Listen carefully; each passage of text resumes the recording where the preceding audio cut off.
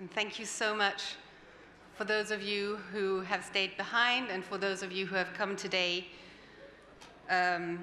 for this special African Development Bank side event on the theme of harnessing technology for domestic resource mobilization. I think that there's no doubt through the conversations over the past few days how important it is for our continent, the African continent, to optimize its domestic revenue mobilization. And it is clear that the integration of digital solutions is one of the ways where we can do this. Today's session will bring together key public and private sector leaders to explore how digital innovations can help African countries strengthen their tax systems, improve transparency, and mobilize the much-needed resources for development. We have three objectives with our sessions today. First of all, we're hoping to present to you some good experiences and practices. We want to foster peer learning and South-South cooperation, and finally, promote information sharing. We're very honored to have with us a distinguished group of speakers and panelists whose leadership and expertise will greatly enrich today's discussion. I'm Karina Sugden. I'm Lead Governance Officer at the African Development Bank Group. And welcome again.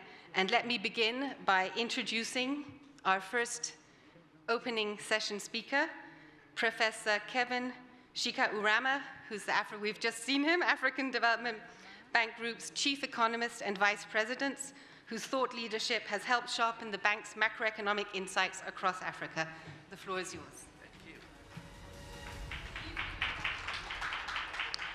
Thank you very much, Karina, and thank you all for staying on for this session, and for colleagues joining us virtually. Thank you so much.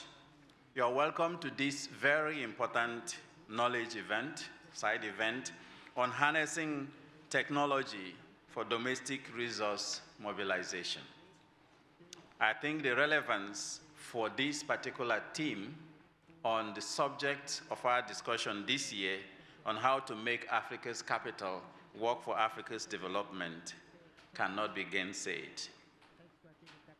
It is therefore my pleasure to welcome you to this particular session. We know that technology and digitization is the way forward, whether it be for governance that we have been talking about, or for improving our tax administration capacity that the African Economic Outlook report dwelt on significantly, or even for measuring public service delivery that we've just finished discussing and releasing a report on today. Let me just give you some numbers with regard to what we stand to gain if we actually digitized our governance systems and we deploy technology on several aspects of our governance. First, improving our fiscal resources through digitizing tax administration in Africa could make this continent mobilize an additional $469.4 billion US. That number is huge. It's almost equal to what the continent is currently mobilizing. It will also help us to address the issues around international profit shifting, base erosion, and international and profit shifting that is costing the continent $275 billion US. Please bring out your calculators and be adding these billions so that we know the total. It will also help to address corruption in many ways, because when you digitize transactions, it becomes more difficult for public servants to hide it. And that will save the continent $148 billion US. On curbing illicit financial flows, $90 billion US. Formalizing informal businesses and bringing them into the tax bracket will deliver $125 billion US. and we can use that to harness other forms. The blue economy does so much of promise in technology that we can actually leverage. In total, the African Economic Outlook report indicates that the continent will mobilize an additional 1.43 trillion US dollars, no longer billions, trillions. So the desire to go from billions to trillions is possible in Africa if only we focused on transparency, accountability, using the tools of technology to make that happen. But we also know that ICT helps productivity improvements in agriculture, in industries, everywhere. Technology is the way to go. And this particular session is for us to then dig deep into how to make that happen in Africa. We're not going to be thinking about the challenges, we will only be thinking about the solutions. The African Development Bank Group is a solutions bank. And as we already heard from the moderator from the previous session, for every problem, we have a solution. And for mobilizing capital and making capital work for Africa's development, technology is the solution we come to you with. So I hope that at the end of this session, we will go away understanding what I have to do to use technology to improve the mobilization and efficient use of capital for Africa's development. And ministers, our governors in the room or listening virtually will understand exactly what they need to do in order to make that happen. With that, let me thank you and yield the floor back to you, Karina. Thank you so much. Thank you so much, Kevin, for those inspiring and strong words. Yes, this session today is really all about solutions and sharing those solutions we have out there. I'm now really happy to ask Madame Ambassador of Finland to Senegal, Cote d'Ivoire, and Gambia to also come to the stage and deliver some opening remarks on behalf of the Finnish governor to the African Development Bank. Thank you very much.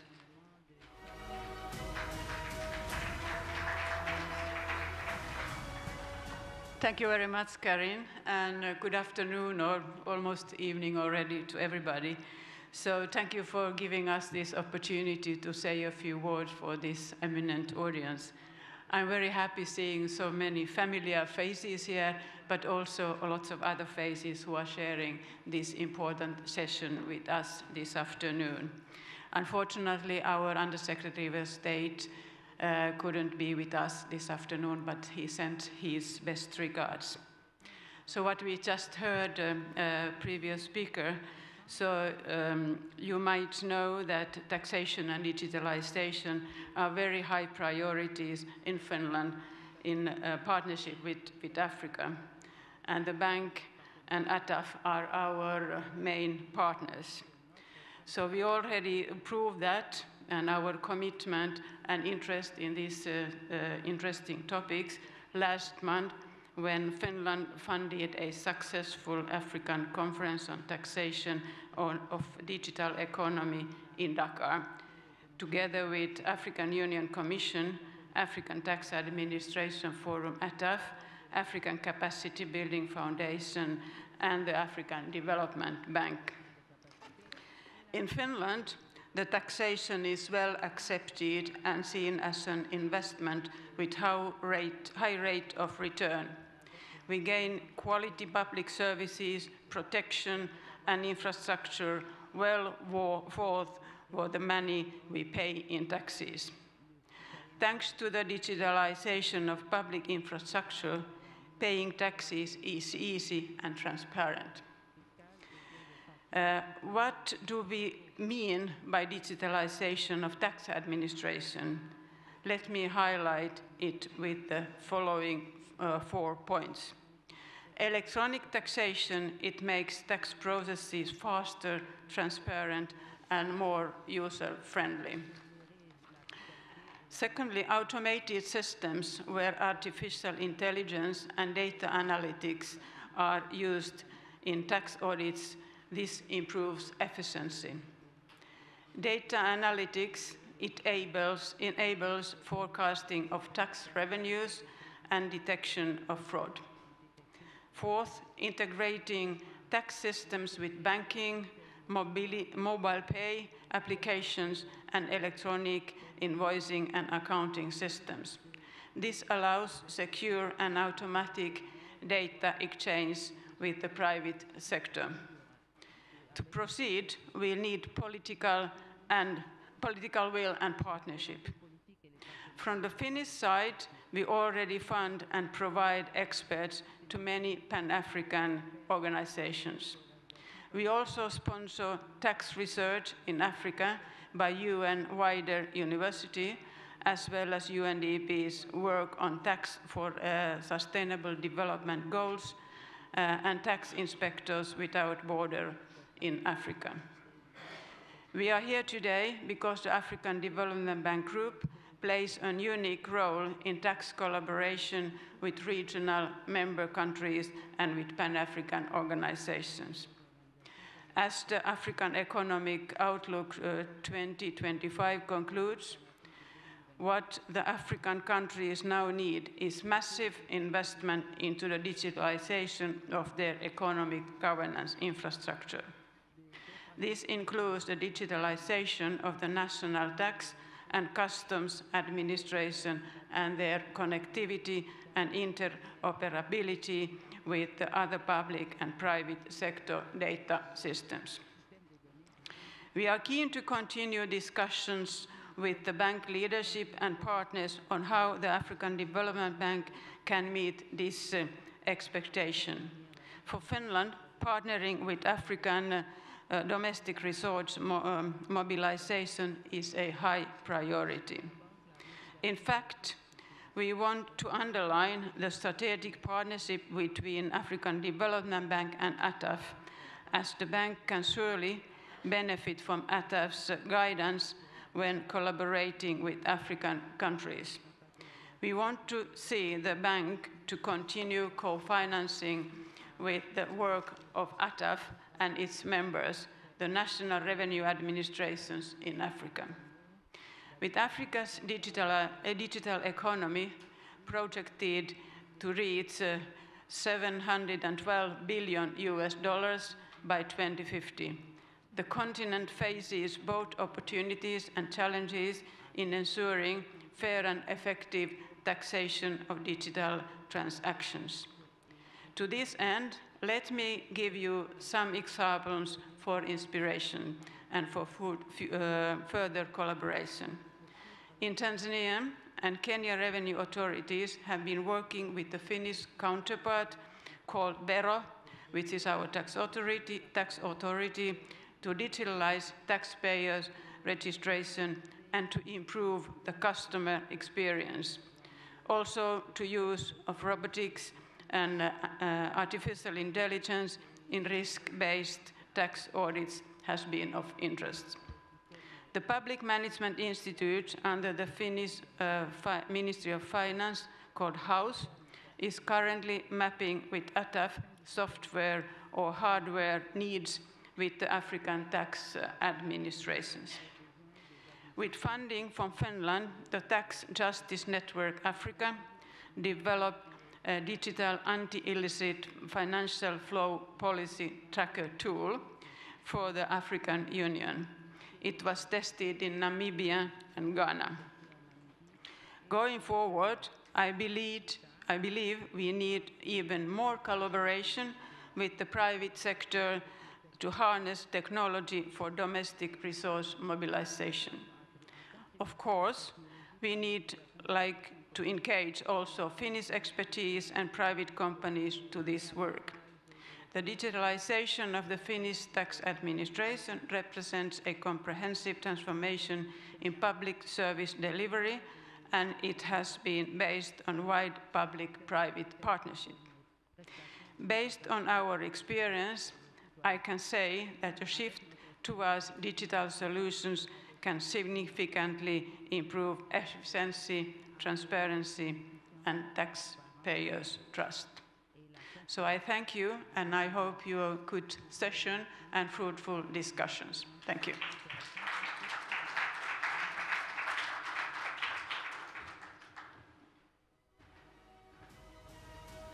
Thank you so much, and thank you so much for your support. And I think we heard some interesting examples of innovations already being shared, supported by Finland, bringing in AI, robotics into digitalization efforts, interesting things happening. So rounding out this opening session, we will now have a presentation by the African Tax Administrators Forum, Mrs. Mary Bain, who's the Deputy Executive Secretary at ATAF. She brings a strong track record in regional tax cooperation and Africa-led solutions, and she will now give to us a presentation on the state of digitization in taxation on the continent.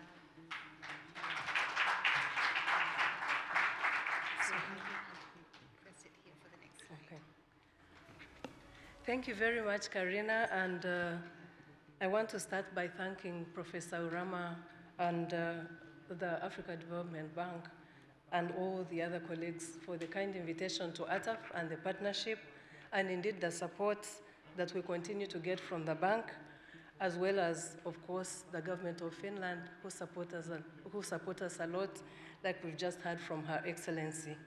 Good afternoon, everybody. I want to start by saying just a bit about the African Tax Administration Forum. It is an organization that now has 44 members. It is really my pleasure to see the Director General of the Ivorian Tax Administration in the room, because they are the newest member of ATAF. Welcome, sir. And of course, Mr. Dalbo, and many others who are here from the different tax administrations. So ATAF indeed supports the different tax administrations to try and improve the way they tax for better efficiency, capacity building, and to ensure that we collect more domestic revenue mobilization. So this afternoon, and in the interest of time, I want to really echo what Professor Urama said, that technology really means everything in terms of taxation. And I will demonstrate that in the few slides and in the little time that I've been given. And I want to talk about this in two ways. Like the previous speaker said, and when you talk about technology and how this helps taxation, you're looking at two things. It is taxing the digital economy, but it is also the efficiency gains that you get out of improving systems and taxing better. And that is what both Her Excellency and Professor Urama talked to. And then you talk about the data-driven decision-making. Everybody talked about exchange of information, and everybody talked about data analytics. And if you look at the gains that have been made and what Professor Urama was speaking to, it is a lot of it comes from analyzing the right data and being able to understand what is going away as illicit financial flows and trying to stem that. Then the third is automatic exchange of taxpayer information, or even any other information that leads to the collection of taxes. And this can be done both at the national, the regional, and the global levels. And of course, South-to-South cooperation, and finally, all this goes to improved revenue collection. Voila. Thank you. On this slide, I'm talking to the experience that we've had in the last 16 years of ATAF's life. And most tax administrations are moving away from manual approaches, right from registration up to when you do an assessment and even collect revenue. Then the second, some of the developed ones, and I want to give an example of South African Revenue Services, are starting to pre-populate, using technology to pre-populate tax returns. And what does that mean? It completely does away with any human interaction. It completely does away with the time you waste lining up to pay tax, and so on and so forth. And you can comfortably pay from the comfort of your home, increasing not just efficiency, but also increasing compliance, like the different speakers said. The data-centric approach, again, information is power. And when you have that information, you're dealing with multinational enterprises in most instances, or even individuals who are very, very, very, first of all, skilled in terms of tax planning, or even have the capacity to buy the best brains to help them pay less tax. So with this kind of information and with the data, because nobody knows where you'll be getting the data from, we did use a couple of licenses to help the different countries to collect more information. And as a result, 9 of the countries that we were supporting, 9 of the 37 of the countries reported an increase in their tax to GDP ratio. Then in terms of the use of mobile technology, I like to use the example that when I go back home to Rwanda, I find that even my mom, who is 90 years old, has what we call mobile money. And I can comfortably pay my tax from South Africa. ATAF works in Pretoria. I can pay my tax using that. So that is actually some of the gains that you get out of that. And then examples of adopted digital platforms. Her Excellency talked about the work that Kenya has done. Indeed, we've been, ATAF is happy to have worked with Veroscat and Kenya Revenue Authority to actually clean up their register. And I want to say that when we talk about, I'm not actually referring to Kenya, I'm now giving a general point. When we talk about the informal sector, a couple of speakers again talked about that. I see Dr. Kulibali nodding because he knows these details. When we talk about the informal sector, you will think about what we call in East Africa, Mama Mboga, the people who, sell their stuff, their goods along the road.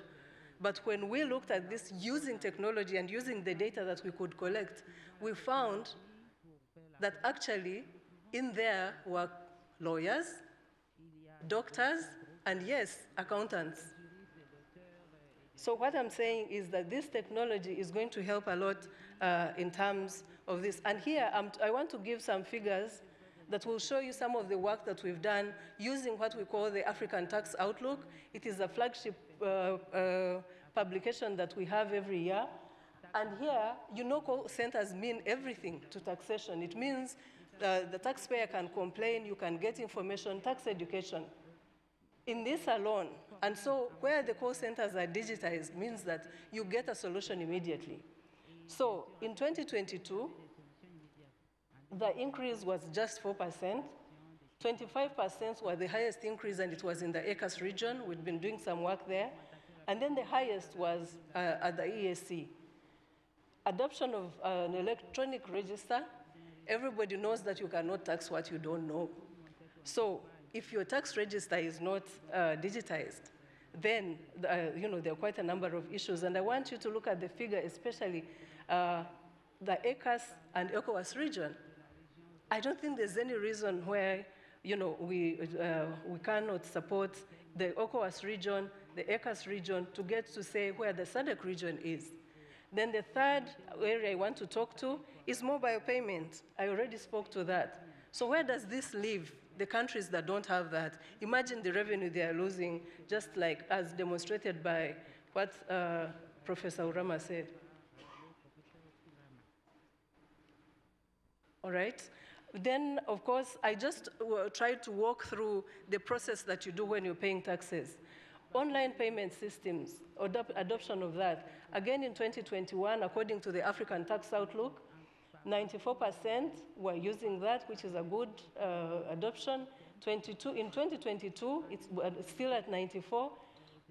For the EAC and SADC regions, they are actually at 100% in this. For ECOWAS, it's at 97, and ECAS at 95%. And then, of course, the filing system. And we all know that filing means everything because you're declaring how you traded. But look at that. For the ECAS and the ECOWAS regions, they're at 100%, but the increase, remember I said the ATO only looks at data for 39 countries out of the 55 of the AU. And then, the most important to taxation, enterprise management systems. Look at that. There was a 44% increase, but even then, look at the ESC, Enterprise Risk Management Systems. So if you're not using risk analysis, it means you're almost using the traditional way. You're going through almost every return, and that is really not going to work, and that cannot increase any efficiency. So I want to say that, like the previous speaker said, it is critical to digitize this, and all those figures show that while there is progress, there's still a lot of this that has to be done. ITAF is developing what we call the ITAS system, but you know, one of the reasons that the countries give is that Professor Rama and of course our other partners, one of the reasons is that it is really resource intense to get automatic exchange of information, to get these tax systems. So what can we do? We're trying to develop a system that will be accessed by those who cannot afford to buy the systems themselves, and we hope that working with our partners and working with everybody in the room, this would happen. We're already trying to build a system with both Rwanda and Zambia, and we feel that this should be able to support those who are less advantaged. And then thirdly, there's even the issue, we talked about peer-to-peer learning, and we have been bringing the countries together because we have a bird's eye view of who has been able to make some breakthrough, and then we try and pair them up so that they can support each other. And that is, you know, the easier way of doing it, but also it's not sustainable. So there are possibilities, but there are also resources required. For some reason, the pointer is delaying. All right. I want to move a bit to the customs system. And I think the customs system is actually doing the best on the continent because the customs system, if you look at the African tax outlook, for the last 4 years, the customs revenue accounts for 35% of the revenue. But still, that's really not the way to go because if it's at that level, then domestic taxes should be about 5 times that. But look at that. Most of the countries use their Sekuda world, and that is where they are. Electronic single window, where when you come in, I like when I'm traveling in the region, especially in the ESC, because they have a customs union. Once the goods come in through Mombasa, they are paid there, and then they just go. Electronic cargo tracking system. I started my work in tax at the customs department, and believe me or not, I was part of what they called the Brigade Mobile. Brigade Mobile was actually surveillance. And it meant that we basically had to drive behind the trucks and make sure that they were not dumping. Fancy that. So those are some of the things that are happening and some of the, the gains that are possible with the digitization. So what are we trying to do? I talked about what we are doing at ITAF with the support of the bank and with the support of our partners like Finland, and we have several in the room. We've started what we call an innovation hub, and this will have the ITAS, or the Integrated Tax Administration System, that will then be able to serve the whole continent. It has an AOI function. I said already that we are developing that with Zambia, and then the different members will then plug into that. And then, of course, it has also different other components that will serve in terms of revenue mobilization. So this development, again, as I said, is resource intense. And we feel that by pulling resources together and getting our partners to support this, we should be able to help in automation. Voila. So what can we do? First of all, it is critical for all the players, for all the stakeholders to agree. And I think everybody in the room agrees that it's really the way to go. And in terms of investment, I think it is really an investment that will yield many returns. And we feel that these systems, if we come together, we should be able to do that. And supporting the regional initiatives that are happening. As I said, there are so many solutions on the continent. And some of the tax administrations are working together. But we believe that by supporting these initiatives, we'll be able to digitize the systems and then be able to harness and also to contain some of the illicit financial flows that we talked about. I believe that was my last slide. And I want to thank you, Karina, and I want to thank everybody, and I'd be happy to say thank you.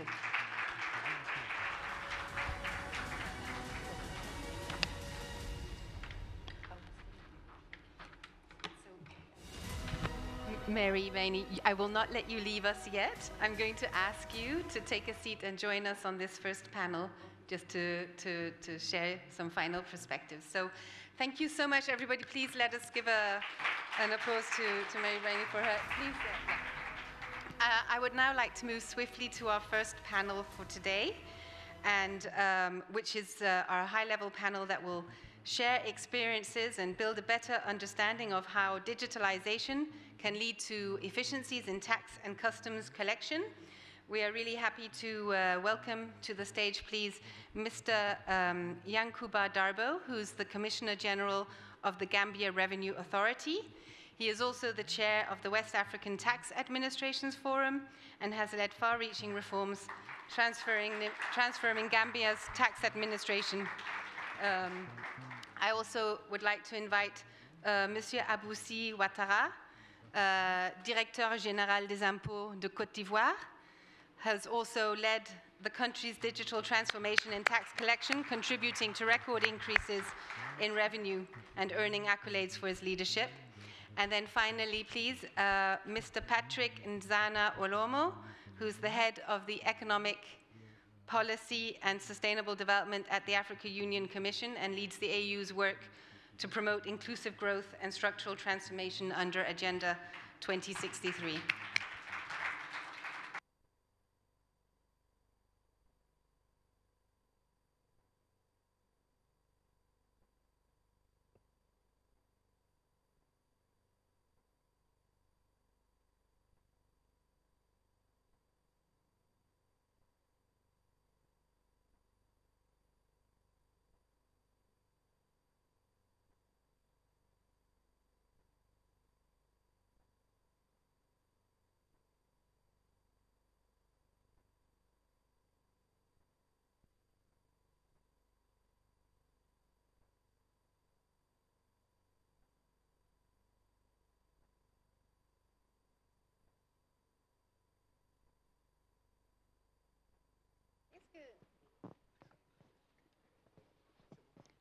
Bonjour. Ah, voilà. D'accord. Welcome everybody to this panel.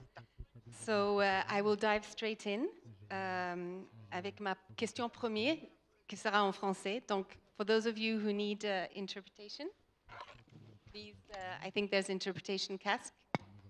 Donc, Monsieur Ouattarassi, dans un contexte où l'économie informelle reste très présente, nous avons entendu que presque dans l'Afrique, 85% de l'économie reste informelle.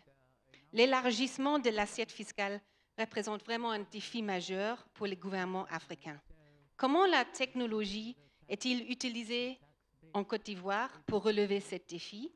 Et plus précisément, quelles sont les stratégies envisagées par la Direction générale des impôts en Côte d'Ivoire pour intégrer davantage les contribuables sans, et c'est important aussi de dire, sans pénaliser les petites entreprises? Et comment tout ça s'inscrive dans votre vision sur la digitalisation?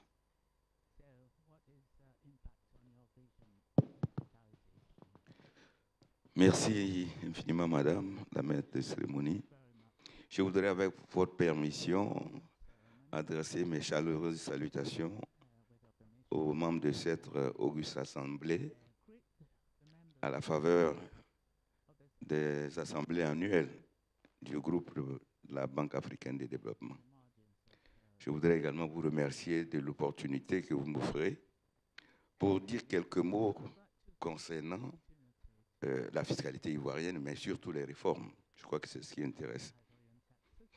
Avant de répondre à votre question, je pense que je resterai dans ma logique. Je voudrais dire, qu'est-ce que c'est que l'impôt, d'abord?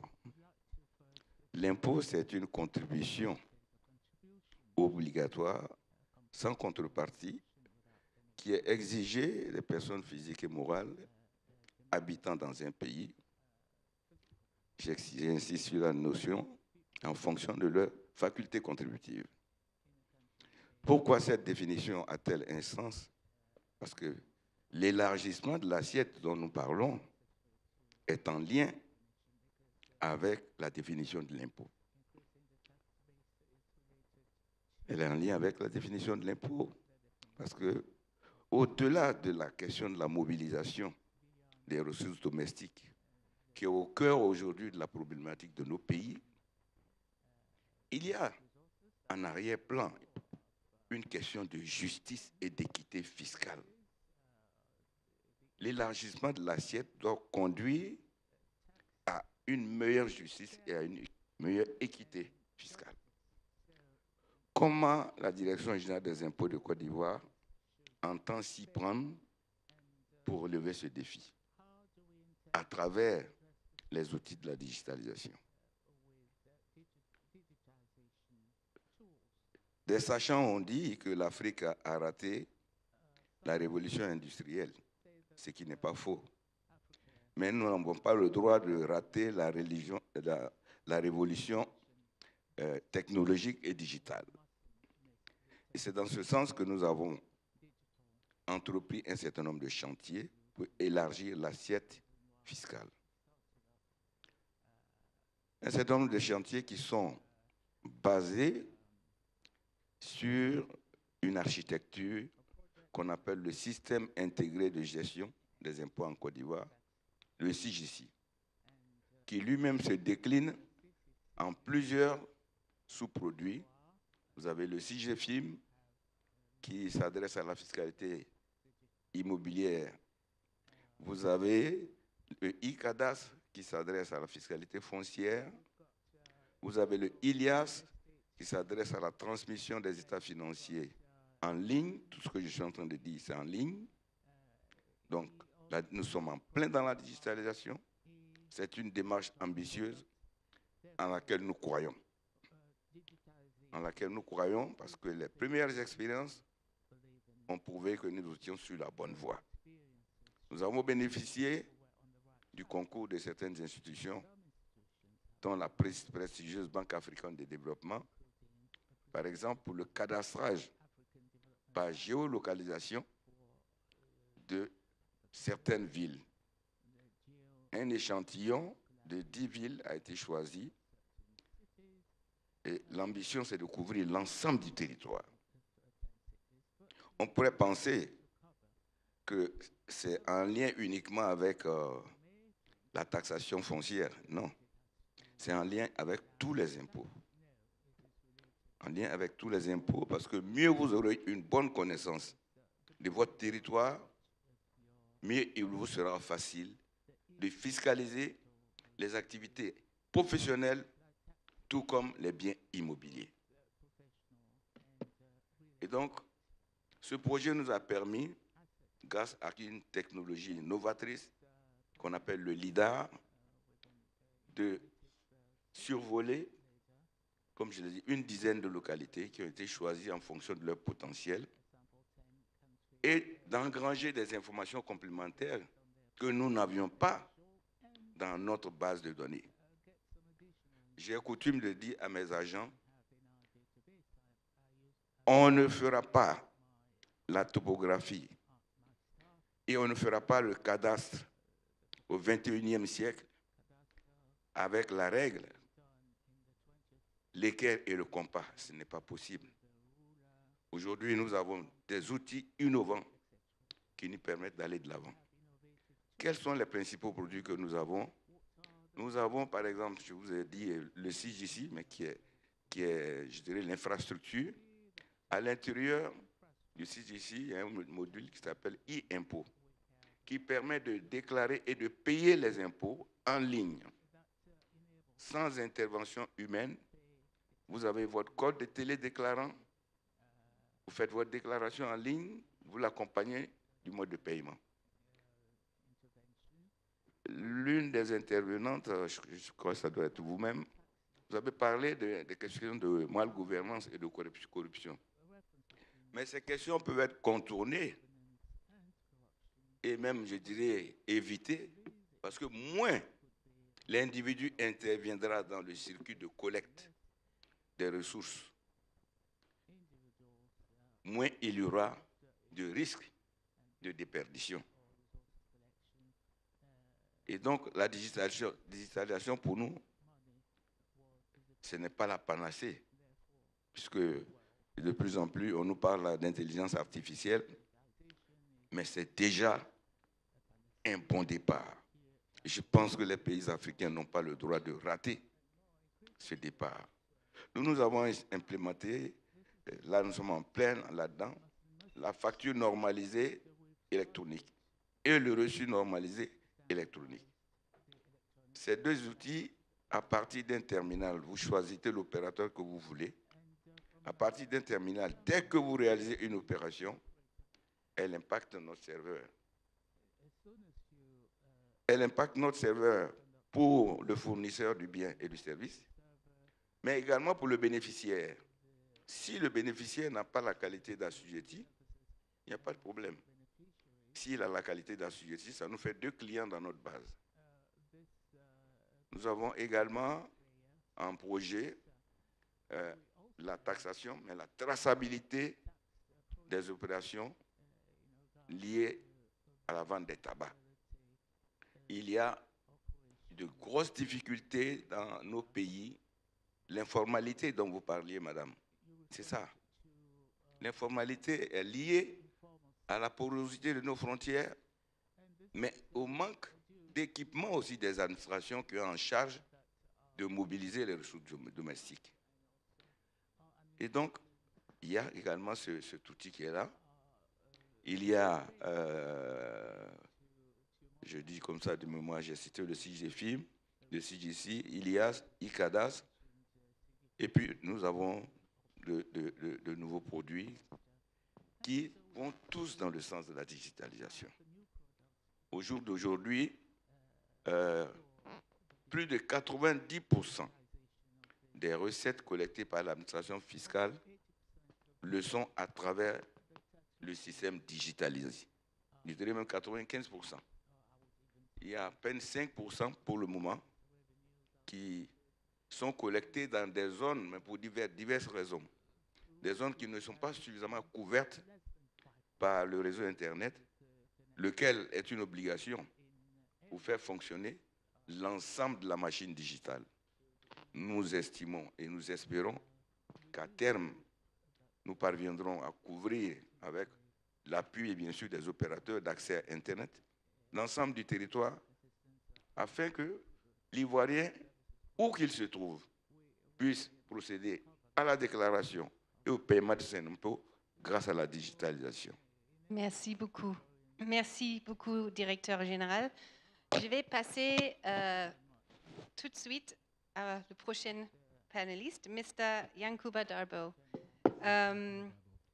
One important source of revenues, and we heard that from Mary's presentation earlier, but also an area where inefficiencies can really have important implications and costs for trade, but also for businesses, is in customs. So Gambia is heavily reliant on trade, and you've embarked on important infrastructure projects to further facilitate trade. Why is it also important to invest in the so-called soft infrastructure, such as digitalization of customs revenue? And can you share the experience of Gambia? Thank you very much, Madam Moderator, and thank you very much for also the opportunity to be here to share the Gambia experience as far as digitalization is concerned. As you all know, Gambia is a small country with a population of slightly above 2.5 million people, and our main source of revenue for government is taxation. And that means that we have no choice, but it becomes a necessity for us to build a good systems so that we could also create efficiency in terms of our tax collection. And since the GRA is Gambia, we have a revenue authority. It's not a standalone, meaning we have the domestic tax and customs together, supported by 6 other departments. So we work as a team to make sure that we achieve our objectives. And since the question is more on the customs, so I will try to share the experience with you the processes or the way we went through digitalizations of the customs administrative or international trade. Way back a couple of years ago, we started the ASICUDA, which was called in the French Sidonia. We started the 2.7, and it started a few years later. In 2010, we moved on to from ASICUDA 2.7, we moved on to ASICUDA ++. We used ASICUDA ++ for a couple of years until 2022, when we migrate to ASICUDA Wall. And that has brought us a lot of changes in terms of controls, because the other two systems are analog, while the ASICUDA Wall is a web-based system. So meaning that the business community, the agents, they are in position to do their declarations without necessarily coming to the GRA headquarters or our headquarters to do it. They can be even outside of the country and do their declarations until the final papers are out. They can send it for payment. So that is a big achievement, and that has completely eliminated the human involvement in the process of clearance. So ASICUDA has several advantages. One of the advantages is data accuracy. You can have the data and the data availability. You can easily, when you request for the data, for any commodity, you go to use the system, you easily get it. And secondly, the clearance time. The time goes very fast when you're dealing with the system, because everything is web-based, so you can start within 24 hours, you can do your declaration and clear your goods from the port.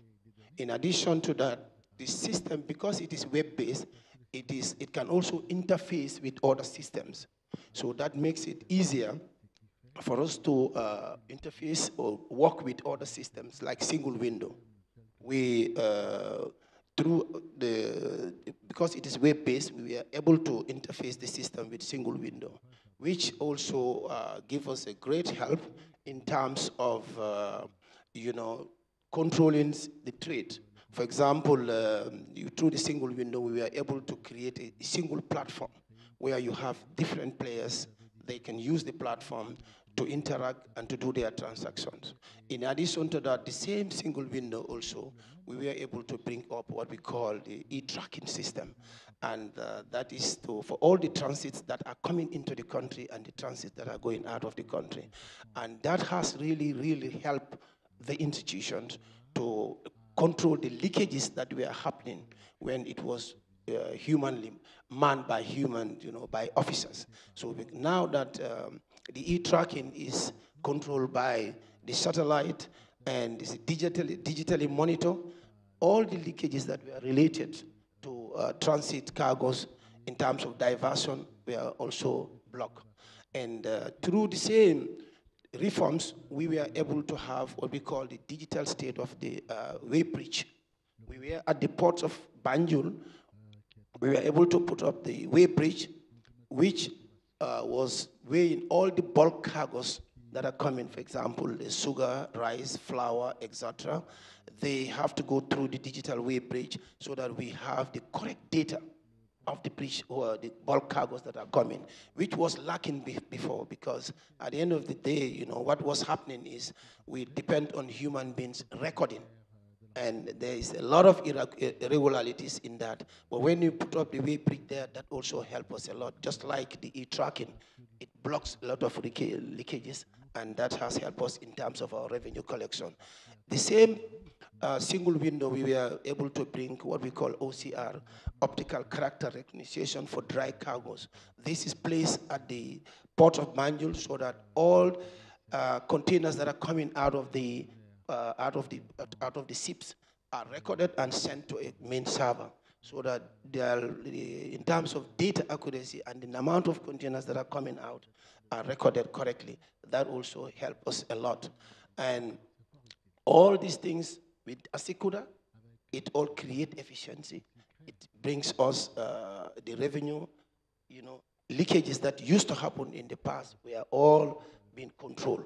And at the same time, things like the tax exemptions were being controlled by the ASICUDA systems, because tax exemption those businesses that have a special investment certificate are being controlled through the system so that they are given exactly what is put on their papers, not like a blanket before the Asikuda wall, that you come and keep taking the goods out of the port.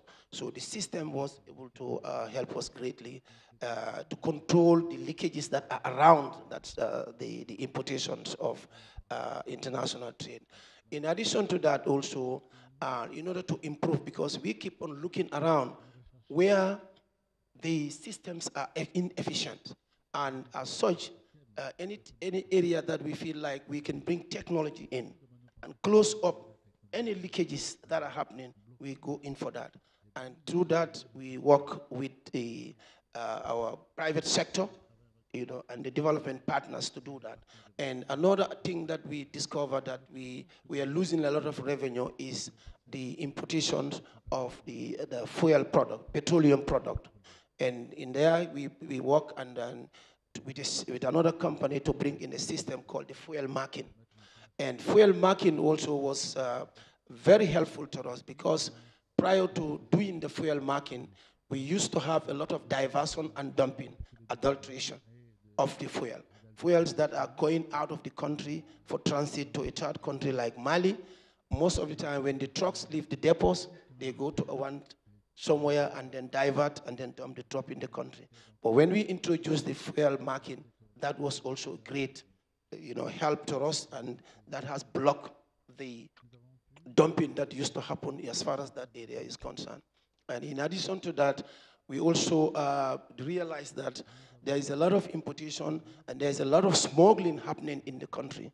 And it was very difficult, like Mary said, for the mobile brigade to be monitoring all that and identifying.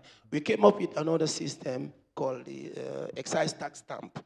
Excise tax stamp also was very helpful in terms of reducing the smuggling. I can say that when we started it sometimes in March 2023, it was almost 95% of the smuggling into the country has stopped. And this where we identified some key goods that have highly dutiable values, like alcohol, cigarette, flour, etc., canned drinks, and etc.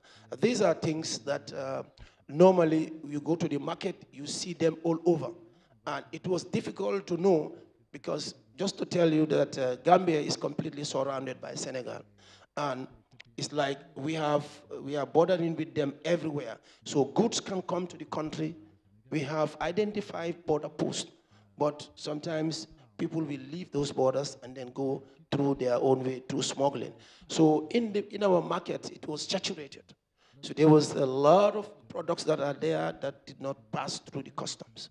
But when we introduced the excise tax stamp, that has eliminated that. Because everybody who is importing, and if you're importing an item that is supposed to have the tax, you have to register, and when you register, we monitor that digitally. So it's a traceable thing, so that at the end of the day, when our people go to the market, if they see any product that does not have that stamp, they know that easily this is smuggled in. And then those businesses are, they are controlled. And in addition to that, even the local production of the excisable goods, also there was a lot of under-declaration, because most of the people that are supposed to declare, because there was no correct monitoring, they were under-declared. Thank you so much. Yes. Okay. I think we'll come back to you, because this is very interesting, and I think it links to what we were hearing earlier also from our Vice President around also the methods, the issue of illicit financial flows, illicit trade falls under that category as well, and how some of these mechanisms, digitalization, can also help curb some of those areas. I will now turn to Patrick Olomo. So digital transformation, the AU has a digital transformation strategy for Africa, and it emphasizes digital governance and the use of technology. What are some, from your perspective, some of the broader issues that you would like to advocate and say that governments need to focus on as they embark on these e-government and digitization initiatives? Thank you very much. And I would like to sincerely thank Mary for setting the scene for our conversation today, and to the previous speakers for so eloquently presenting the case of how digital solutions, can address the challenges that we are facing. The first thing we have to understand is that digitalizing our economies is the only solution we have to, first of all, improve our capacities in terms of domestic resource mobilization, because as of today, we are at a level of 15.8% at the continental level in terms of domestic resource mobilization. Compared to other regions, we can say that we are at the bottom of the pyramid, because other regions are posting 30%, 40, or even more in terms of domestic resource mobilization. Domestic resource mobilization is so essential for us because financing our development is absolutely not going to happen if we count of external resources. And if you look at the trends, you will see that external resources are decreasing as we are moving towards 2030 and other years that are coming. So it is our only solution.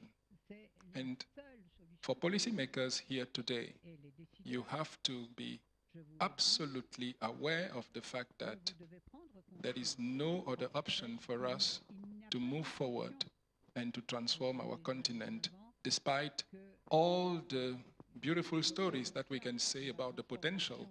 But if we are unable to tap in that potential, never will we be able to accelerate progress towards economic transformation.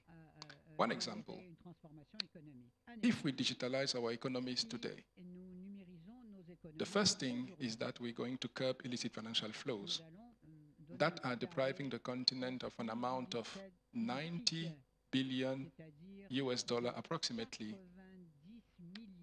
Professor Urama gave other figures in terms of what we are losing, tax evasion, and he spoke about 145 billion. He spoke about corruption at about maybe 70 billion, and all those figures. What we need to do is to take decisive steps, as Côte d'Ivoire and the Gambia has started to do. But we need to scale up those actions. One example, let's digitalize our economies. If people don't have a digital identity, how do you make sure that, first of all, you know that they exist, and secondly, you know that you can tax? So there is need for us to make sure that we are able to build systems that are offering the opportunity for all the citizens to have a digital identity. And secondly, it is important to invest in digital infrastructure that are so essential. And if you listen to the two case examples that were presented, you can see that infrastructure are essential if you want to improve your digital footprint and address the challenges that we are facing. For the African Union, we came with the proposal of having a digital transformation strategy that you alluded to, and e-governance is part of the strategy because we are firmly convinced, and if you look at the data that were presented by Mary, you can see that we absolutely have the potential to take advantage of the digital opportunities that are offered. I don't want to go very fast and to say, let's look at how artificial intelligence can play a role, no, that is too fast. What we can do today is, first of all, have a strong commitment, from our leaders to say, let's digitalize our economies.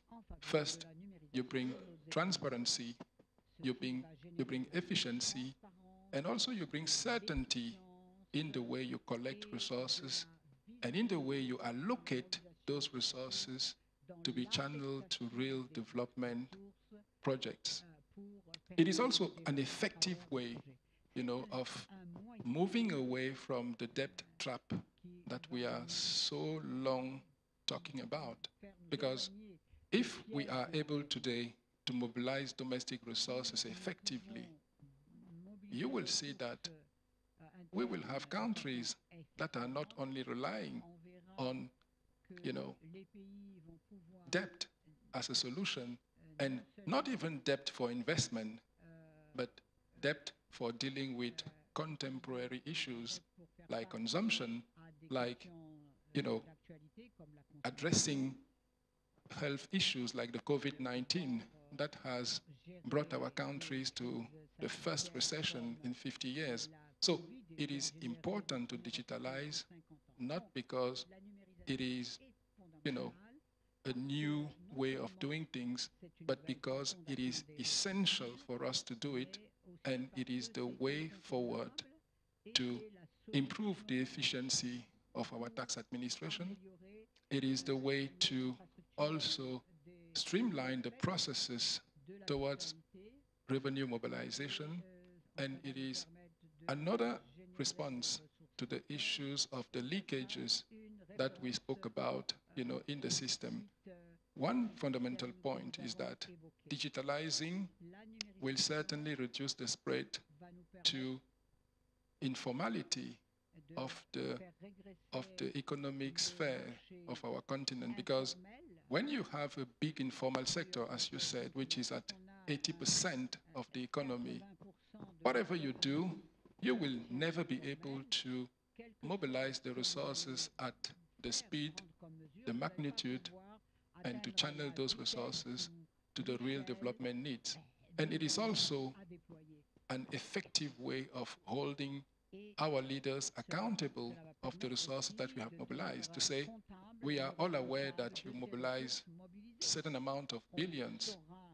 Where did you put the resources? Because as of today, how much do we mobilize? Who is even certain that the resources are there?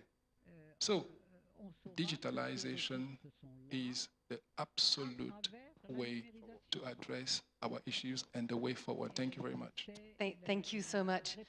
I'm going to piggyback on one of the things you mentioned and turn over to Mary Bain on that. You mentioned the importance of digital identity. And one issue that comes up is around data protection and the policies that need to be in place for that.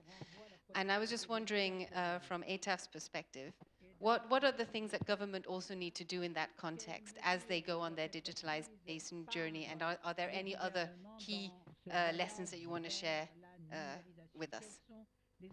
Thank you so much, Karina. And I want to say that listening to all the speakers, I think it is very clear that everybody understands the importance of digitalization.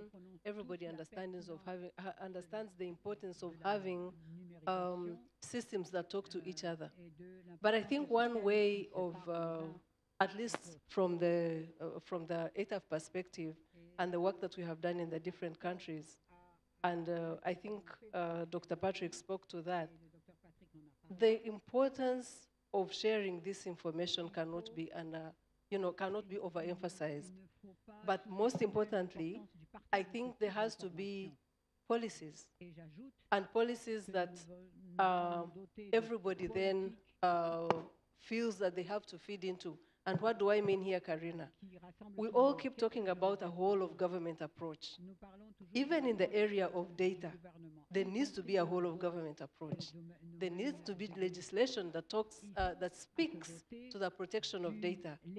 There needs to be legislation that actually allows different government agencies to share that data. And let me use the example of, say, some of the countries that are, that you saw who have, quite high levels of digitization. What they have done is primarily to first sort out the issue of data protection, to say that if this data gets into the wrong hands, and here we're talking about, say, taxpayer data, and we're talking about, data about, say, the procurement agency, because if the procurement agency, the central bank, the revenue authority, the land registration, are all speaking to each other, even the tax administration will get the right data to be able to use it. If they are speaking to banks, I'll give you an example of one of the countries that we went to when we were trying to look at their tax expenditure. And then when we got there, we got information, but the information was limited because the banks took a bit of time to allow us to look at that information. They were not very confident that we could look at that information and the information remains secure. But we told them you have laws in place, and those laws do protect that data. So for me, it's the laws. For me, it's the systems and how they are built. For me, it is actually the importance that people attach to this, and that cannot be overemphasized. Thank you. Thank you so much, Mary. We have 10 minutes left for this panel, so I'm now going to just allow each panelist for any reactions, final remarks to some of the things that have been shared here. I'll turn to Directeur Général, Monsieur si vous avez des dernières réactions, remarques que vous voulez partager. And please, I beg, please be brief, because I know that Mary Bain has to rush to the airport, and we know how traffic can be. so please stay brief. Merci, Madame.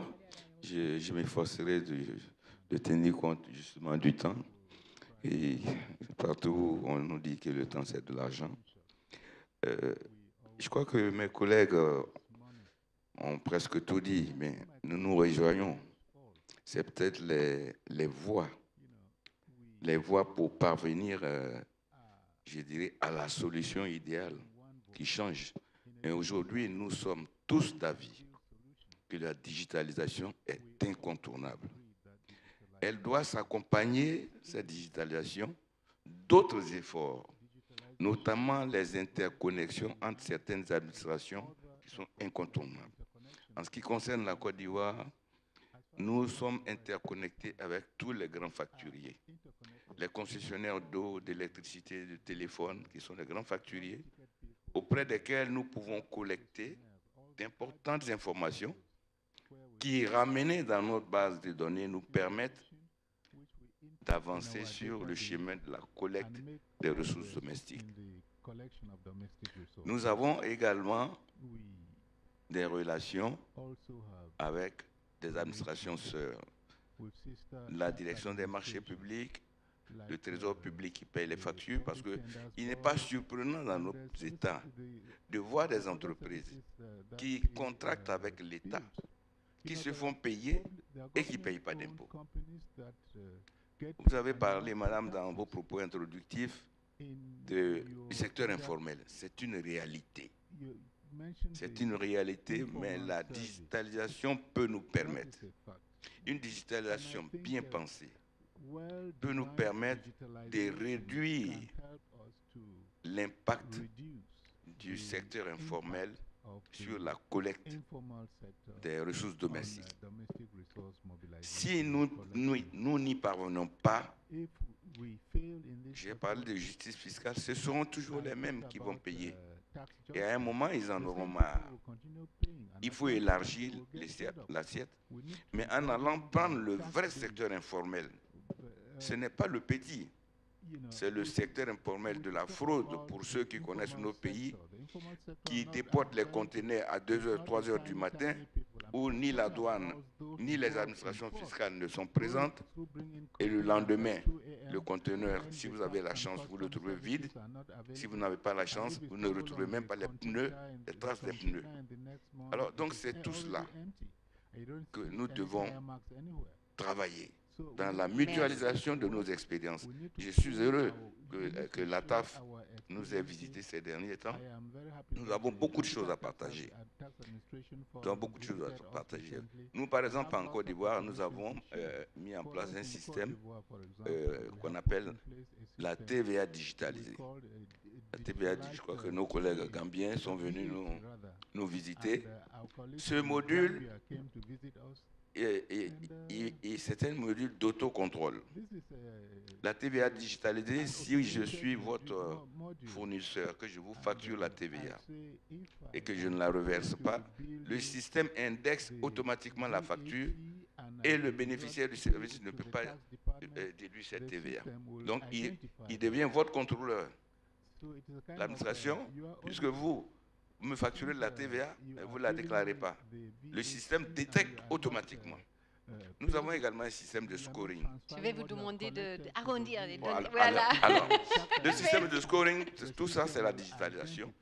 C'est un système qui est mis en place rapidement, qui permet, à partir d'un certain nombre de logiciels que nous avons acquis grâce à la coopération avec la France essentiellement, lorsque ces données-là sont rentrées, l'agent n'a plus besoin de pointer pour voir si telle ou telle déclaration est bonne. Le système vous alerte.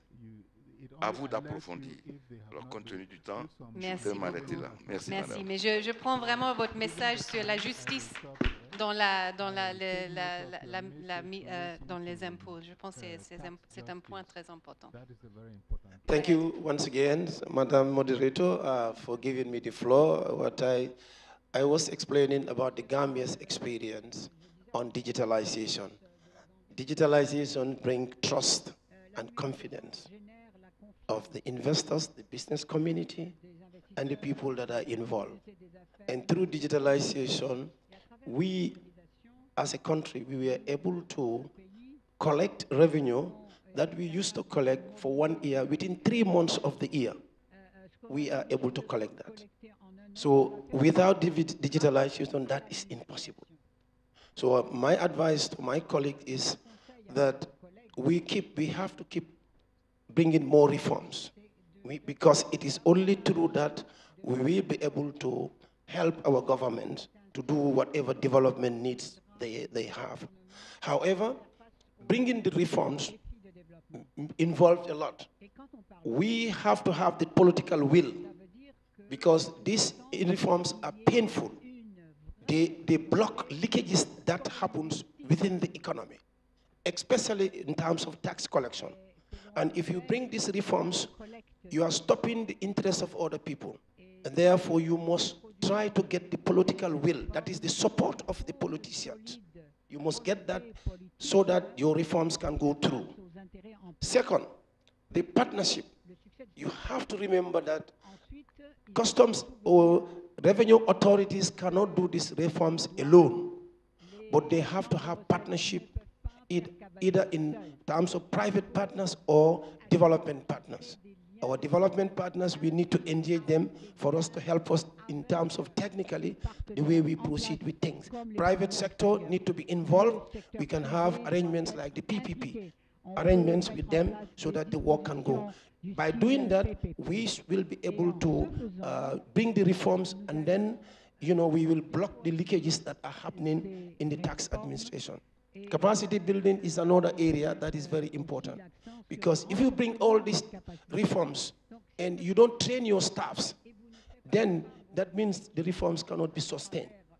In order to sustain the reforms that you bring in terms of digitalizing your system, you have to train your staff. Staff capacity building is very key so that they can continue maintaining the system. Adaptability, that is, the technology must be tailored within the local context such that it can be sustained. Then the people, the staffs can continue using them, but you have to measure it such that, it is within your local context. And then your staffs will be able to maintain and, the technology that they are using. So these are some of the things that we experience in the Gambia, and it has really helped us. And other countries are coming over to study what we are doing. We are equally going to other countries, like we came to Côte d'Ivoire here, Abidjan here, to study for the electronic invoicing. And we go to other countries to study. Likewise, other countries come to our countries to study what we are doing and how we are able to achieve what we achieve. But in summary, digitalization is the way forward, and there is no turning back about that.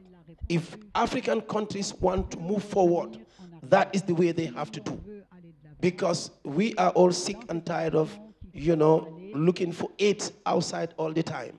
And right now there is what we call a donor fatigue. There's no even money out there. So we have to look inward. The money that we are looking outside is within our countries.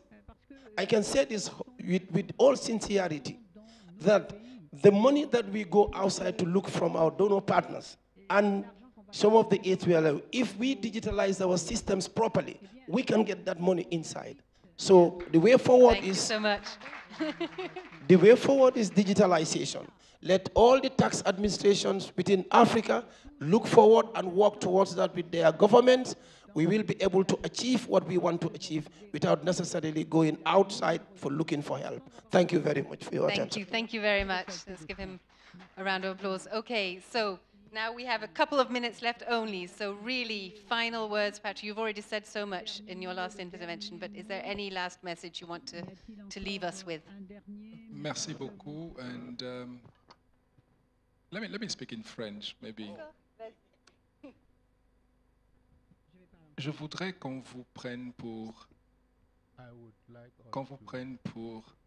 responsable de vos propos, c'est-à-dire que vous venez de donner en fait une excellente perspective en termes de ce qui doit être fait.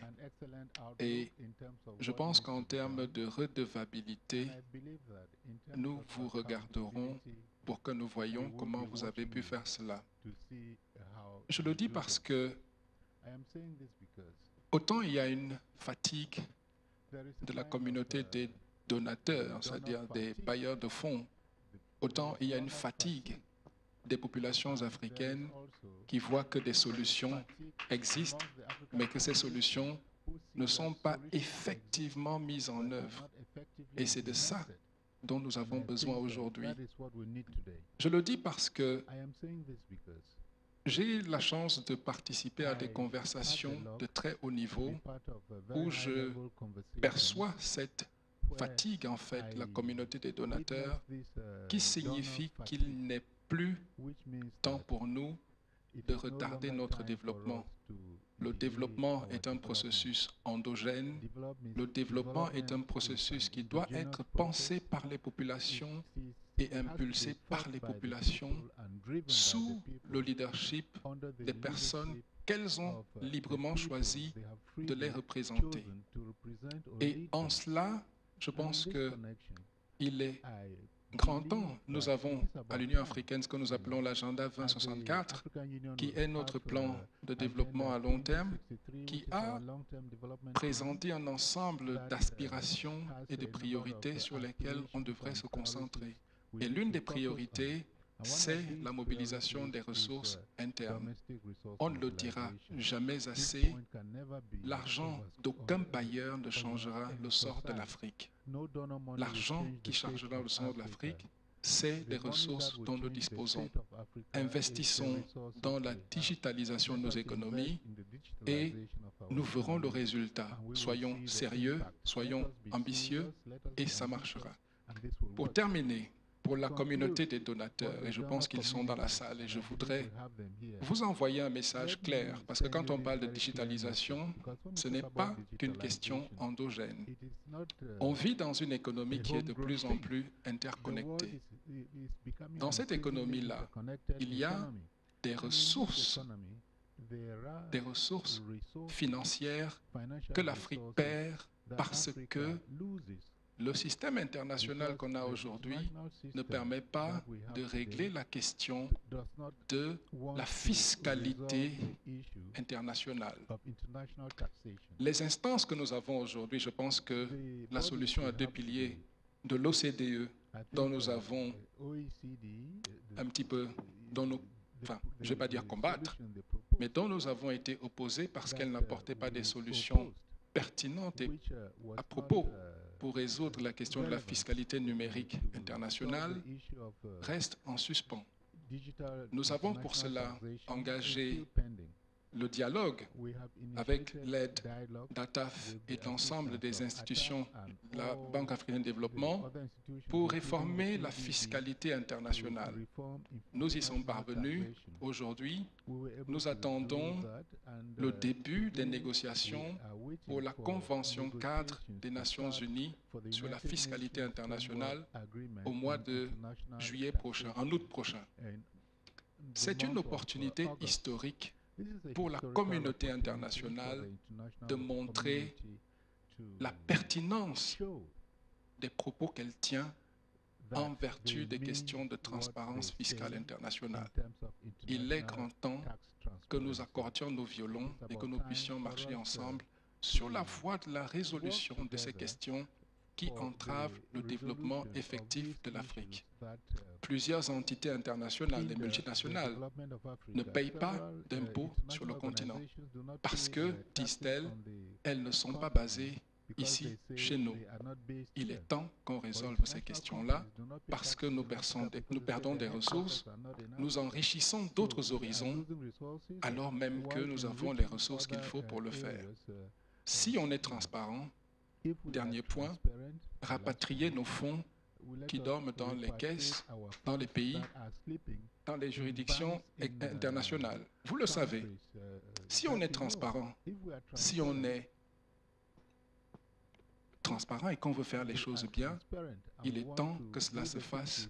Il est temps que les ressources reviennent sans condition et il est temps que nous travaillions ensemble pour créer le monde que nous voulons tous. Merci.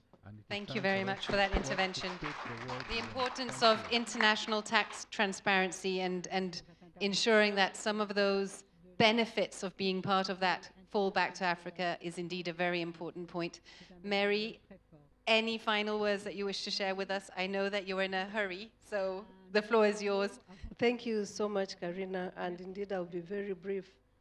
I think we all agree that digitalization is no longer an option. It is something that has to be done. So I think as countries, we need to be intentional. We can't just wish for digitization, we have to plan for it. So in terms of the resources, in terms of the policy, in terms of the laws. About taxing the digital economy, I think Dr. Patrick has handled it well, and I think the process is ongoing. But in terms of investing in systems, I think there are a couple of solutions that we talked about that are being developed between the different partners, but countries must be intentional. You cannot think of sharing information globally when you don't even share information, you know, at the national level. And finally, I want to say that the different efforts by the different partners are already yielding fruits, and I did show some of the statistics. So in terms of the policy, we continue to be ably led by the African Union. I think that is something that we need to also applaud, but there's also a need for countries, again, to be intentional about this, even as we work with partners, because the fatigue is real, and I think that can be addressed. Thank you. But let's give them all a big round of applause. Please do not go away. We have one more very exciting panel after this panel, where we will hear more from the private sector and other organizations. But we'll just do a quick photo and then let this panel leave and invite the other panel up. So please, photographers.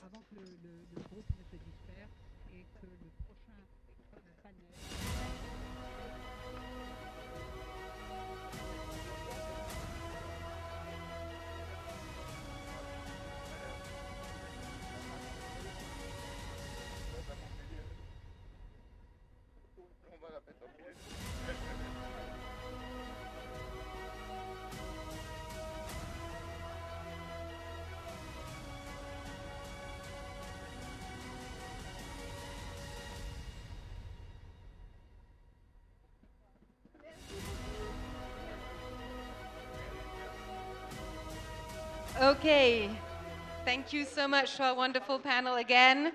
Please, a last round of applause. And I will now move swiftly to our second panel. Please don't leave us. I'd like to invite Mr. John Bosco Sibabi to please come and join us up here.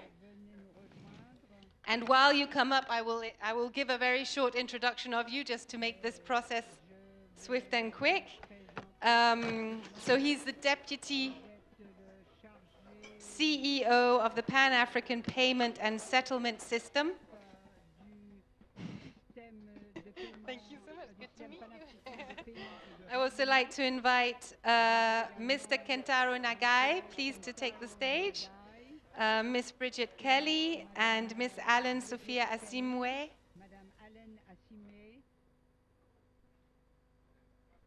Thank you so much. Miss Alan Asimwe, may I invite you up to the stage? Thank you so much.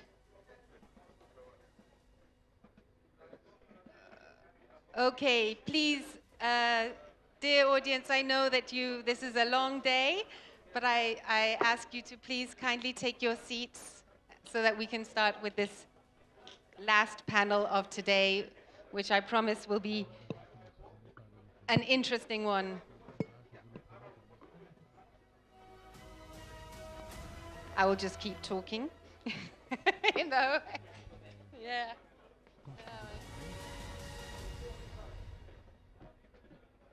I think, please take your seats, everybody. Please kindly take your seats so that we can proceed with the second and final panel of the day.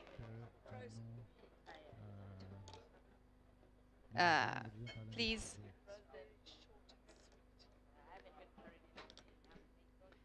Please come up and take your seats. Please, can we ask those at the back to come forward and take your seats?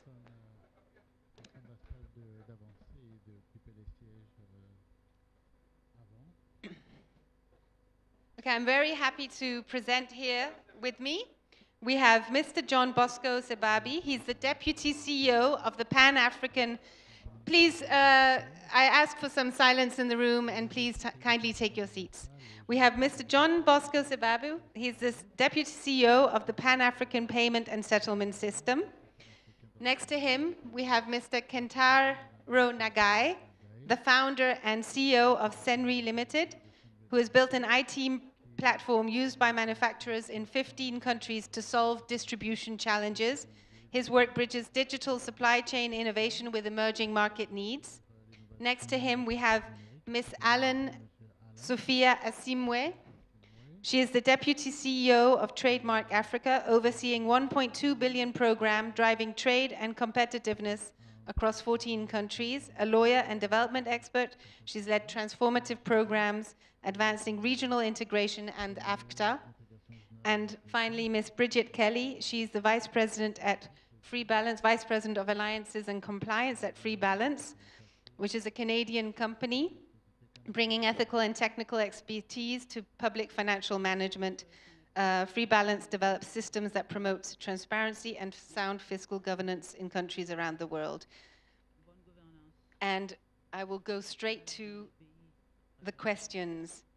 So we heard a lot of interesting things in our first panel, and Mr. John, trade as a driver of economic growth in Africa is dependent on how fast goods can clear customs clearance process. I think we heard that loud and clear example from Gambia. But this is also often delayed by manual processes, but also onerous payment procedures, which in turn fuel corruption. So from your perspective, what are the other technological advances that need to be made to enhance transparency and efficiency? And why is it important that these systems are integrated and harmonized?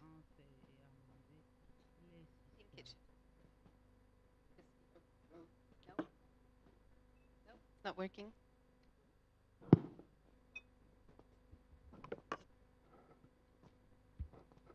Thank you very much, Karina, and thank you very much for the invite to be able to discuss this very important subject. The intra-African trade is the lowest on the continent, on the world. It stands around 14%. When you include North African countries, it goes to about 15 or 16%. So, nevertheless, extremely low. Intra-European trade is around 65%. Intra-Asian trade is high. American, everywhere is high. And it's because there is some kind of integration and collaboration around what is traded. Now, intra-African trade is very low because of several reasons. We certainly have the physical infrastructure gaps, lack of roads, railways, airports, wherever it is. However, there are other also very important elements. For instance, adequate trade information, fragmented payment systems, a very lengthy KYC because there's no information. And these all grouped, I would call it the soft infrastructure. So there's a lack of the soft infrastructure, which leads us to digitalization. There's digitization and also digitalization. So we need to digitize first, make sure that the physical information we have is put in digital form, and now digitalized to transform processes, workflows, to make sure there's increased revenue and efficiencies. Now, where are we today? And let me just now probably touch on what Afreximbank is doing and what PABS, as the Pan-African Payment and Settlement System, is doing. Because we see that fragmented payment systems and manual payment systems are actually hindering trade efficiencies on the continent. Afreximbank has come up with a digital ecosystem. We have a KYS platform. Companies, it's called Mansa. Companies that subscribe can easily, their KYC is easy to do. A desktop KYC can do it because just go into the system and then you can find information about them, about what they do and who they are and who is the whole governance process without necessarily moving out of your way or spending any money or any time to look for it. And number two, we also have a trade information platform where companies put their information. So we know that in this company, in this country is producing such and such, and these are the trading rules, these are the export or import rules, and this also can be obtained through the digital ecosystem, which we call the African Trade Gateway. So it's a digital platform. Now, finally, we have the Pan-African Payment and Settlement System. I may tell you that Africa loses estimated $5 billion in terms of charges by using the current payment architecture that takes us out of a payment from Cote d'Ivoire to Senegal, takes a trajectory to Europe and back, or to US and back.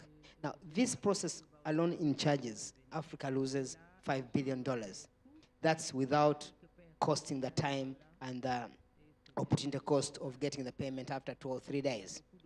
So this is one sector of digitalization that we can do and we are doing to be able to make revenues and efficiencies most appropriate for Africa. I'll probably not touch on where we are. Maybe I'll do that in the next round of questions, but that's also one of the elements maybe I should be able to touch on to say, since inception of the Pan-African payment system, which countries have adopted the system, and where are we, and where would we want to be? Maybe I'll stop there, and then the next I will touch on that. Definitely, we need to come back to that. I would definitely like to hear more about that. I'm going to turn now to Ms. Alan Asim somewhere. I'll come back to you, Kandar, but I'll turn to Ms. Alan. It came up in our first panel very briefly about, internet access and why maybe that last 5% weren't, connected was due to internet access, and also came up in the intervention from the Revenue Commissioner of Gambia. So broadband internet access in Africa, while it's increased significantly, significant disparities and challenges remain. And there are also studies that show that it actually also impacts different segments of society differently. For example, women in particular are less likely, for example, to use mobile internet than men. So how can we ensure that technology deployed improves access for all, but also ensures inclusivity? And why is it important to consider how digitization initiatives across government can have different impacts on women, youth, or other groups? And this, I think, how should governments, take this on board as they seek to broaden their tax base? Thanks so much, Karina, and a good evening to you. I really appreciate those who have stayed behind because if you're as cold and hungry as I am, you must be quite, brave to stay on. So thank you. Very interesting discussions. I think all throughout these meetings, we've talked about business and what can be done to reform. But I think the conversation has tended to focus on big business and those who really readily take advantage and uptake of solutions that are in place. At Trademark, for the last 15 years, we have invested heavily in solutions that cut across corridors, automation and digitization of custom systems. We've done first generation, second generation. We are now on fourth generation artificial intelligence, including in scanning, in tracking, in so many, and this is across East Africa.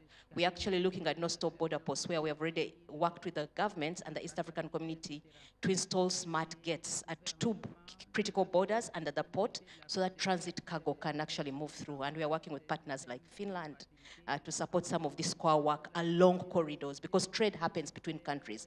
We are looking at long corridors. But one thing we've noticed is that we have left out small business. In the last so many years, small business were left out. And if you look at the makeup of who is trading in Africa, who is trading?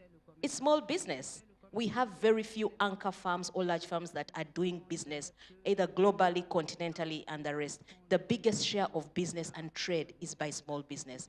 It's the small trader that is aggregating and moving across the border. And so what are some of the problems they're facing? It's really information. I have my mangoes, I have this, who is buying? It's really taxation. Taxation is a big, big nightmare for business, big and small, and especially if it's not simplified. And then the third area is markets and payments. So you access market, but how do I get paid? So the three, I will just speak very briefly about 3 solutions we have worked on that are on the ground and we're looking to scale across the continent.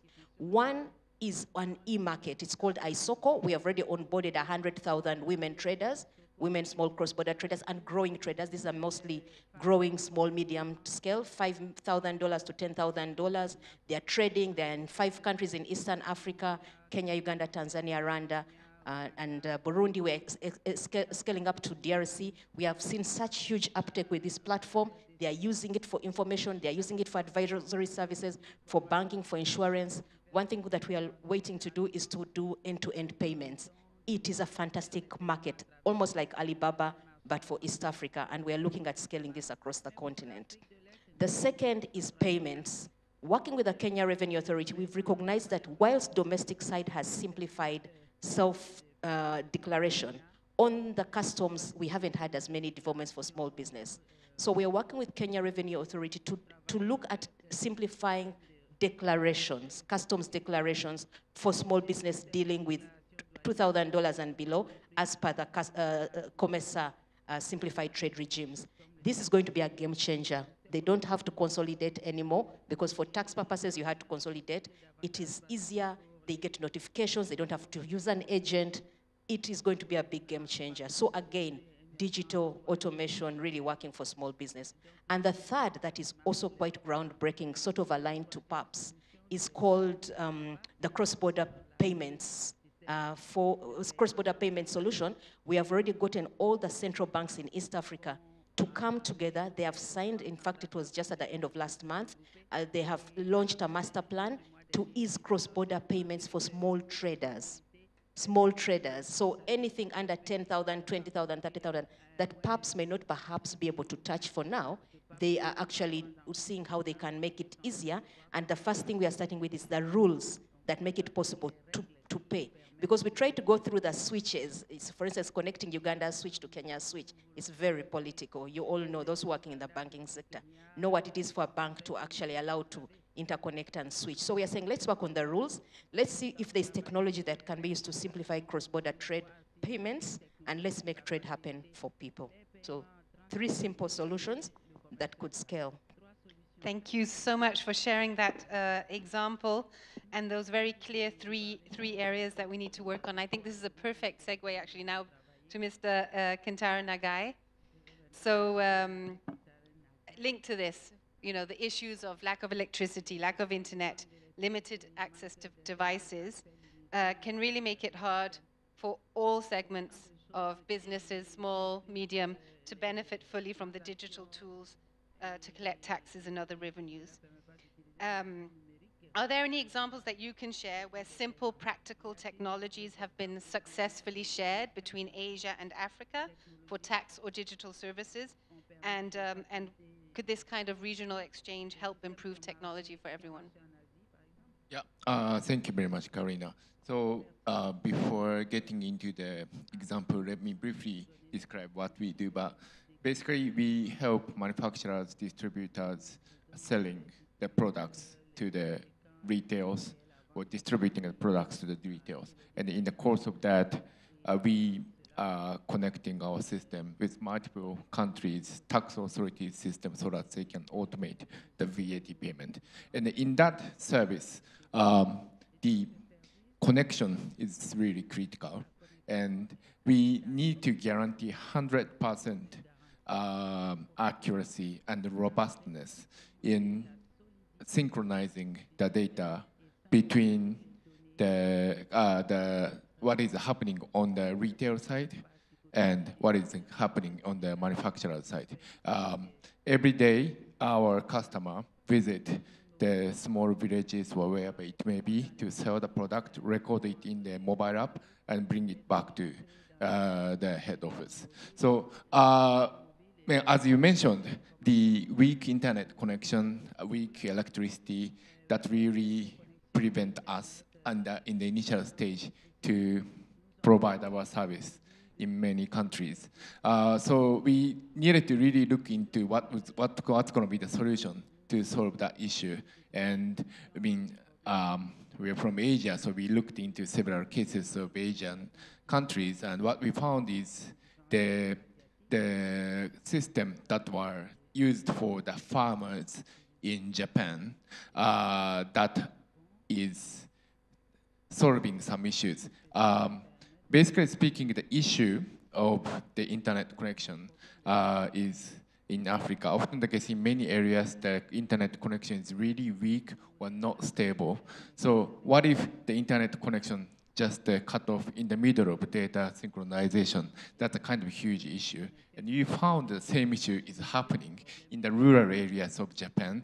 And we try to look into what are the solutions that they offer, and we try to export it to Africa to solve that problem. So, I mean, significantly, this kind of regional, how can I say, the interaction of the technology really helps the situation that we have seen in many countries or many areas of Africa.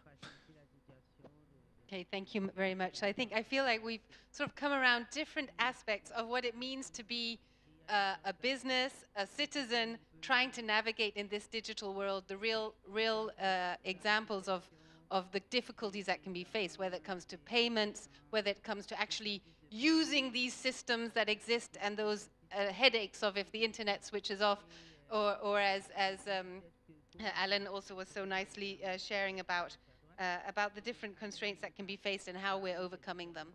I'm now going to turn a little bit, change the topic a little bit, but it's also bringing us back to the former event. We were talking about public service delivery in general and e-government in general. So I want to just turn over to Bridget Kelly.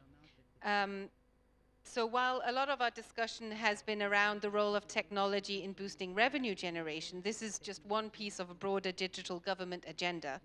And as governments pursue digitization across the public financial management cycle, why is it critical to align these efforts with the overarching goals of efficiency, transparency, and accountability?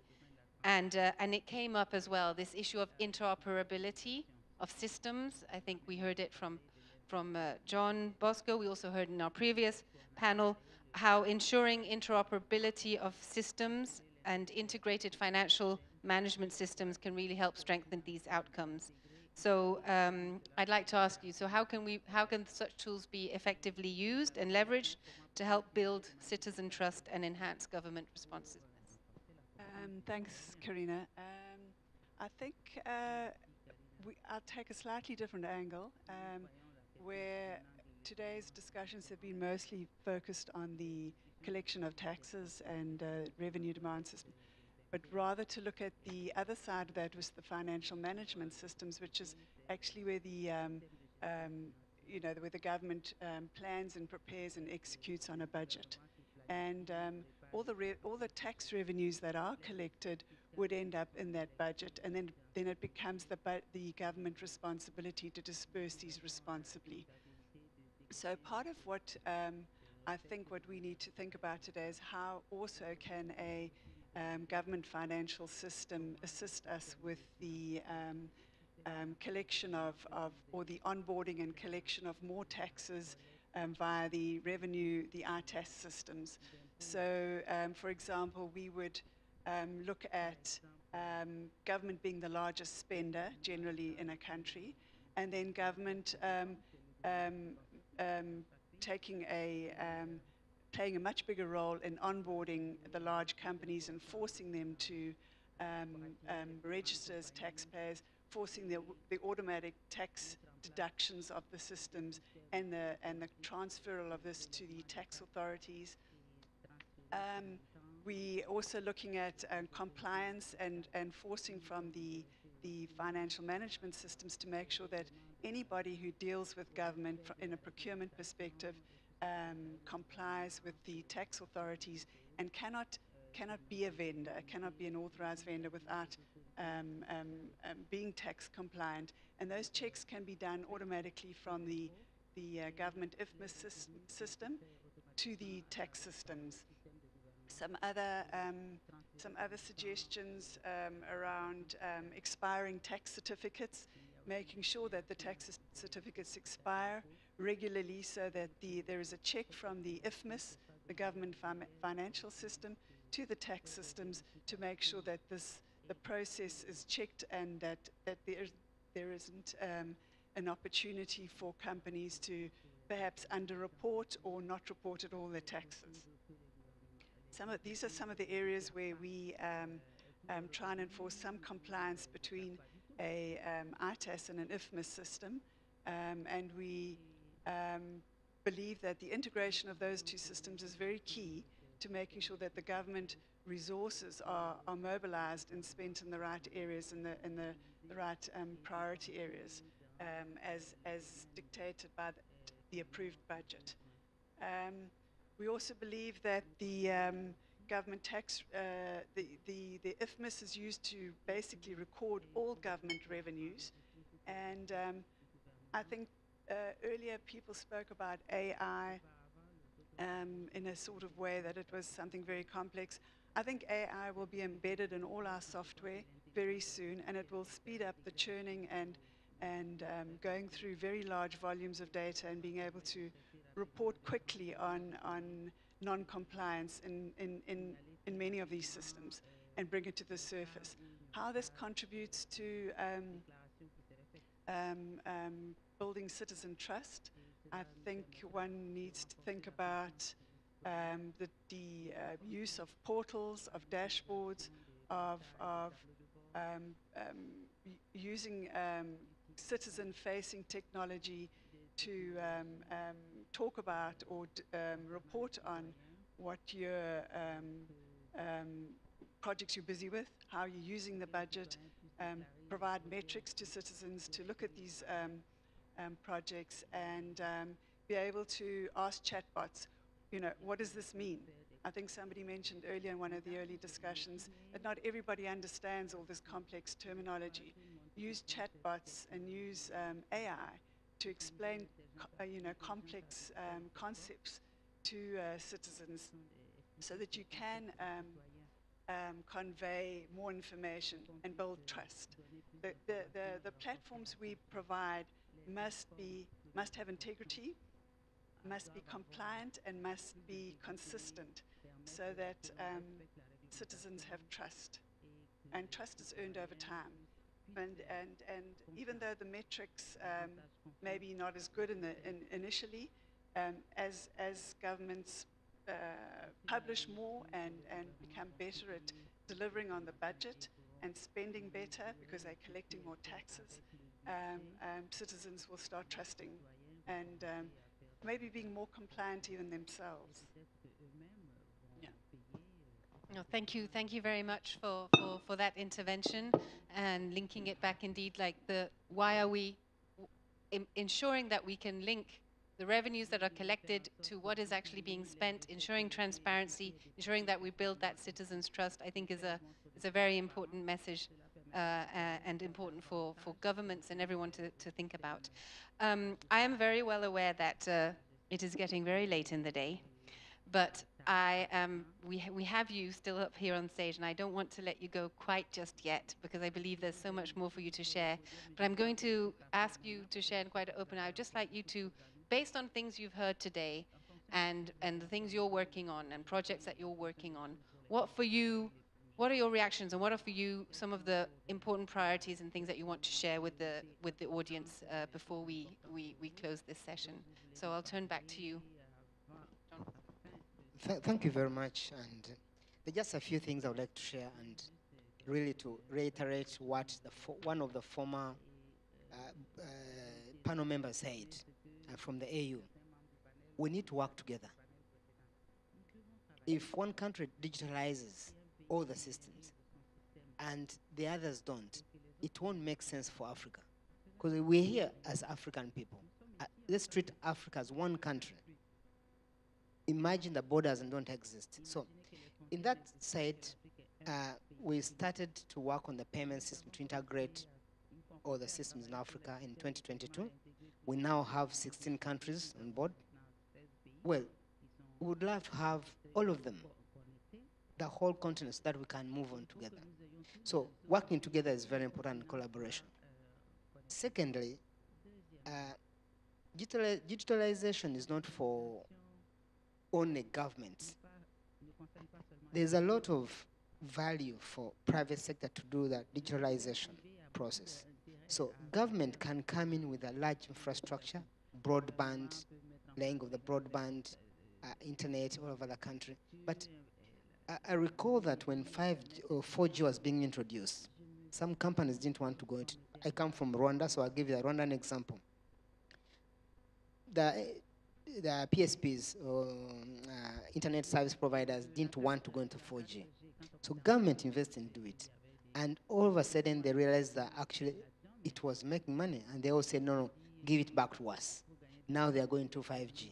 So private sector has got a lot to play with government. So that the PPPs, public-private sector partnerships, are very important in this sector.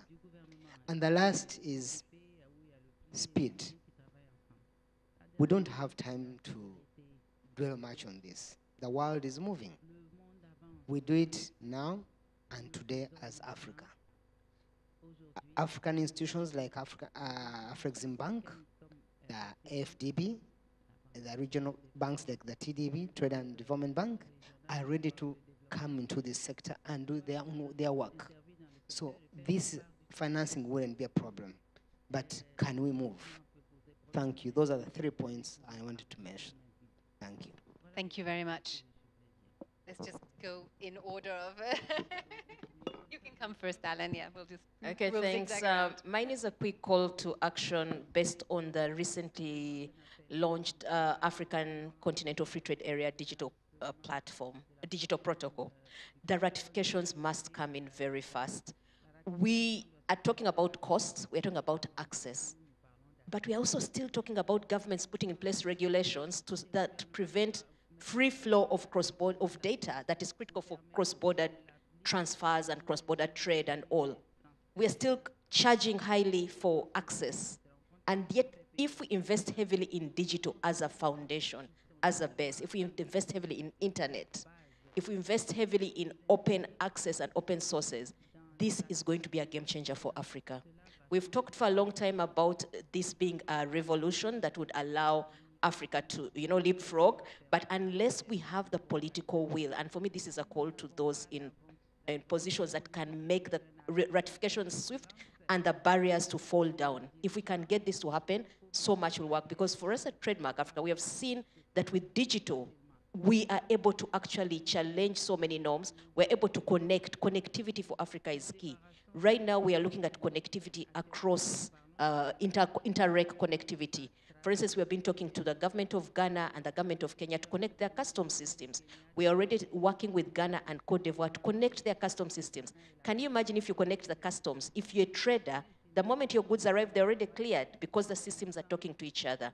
So we are talking about access, we're talking about cost, we're talking about investments.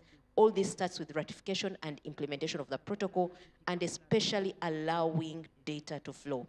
In terms of cross-border traders, we are trying to make sure that whatever innovations we put in place actually speak to cross-border, to the kind of, for instance, technology they have. So for instance, we're making sure we use feature phones to access information and USSD technologies, that it's not only smartphone enabled. Those are the kind of things we're putting in place, and that's what has enabled us to have, for instance, 100,000 users on our platform. Yeah. So we must lower the costs of digitization, the costs of internet for Africa to trade even more. And then with trade facilitation, we all know people trade whether or not you're facilitating them, but imagine you put an environment that is facilitative, the incomes will grow.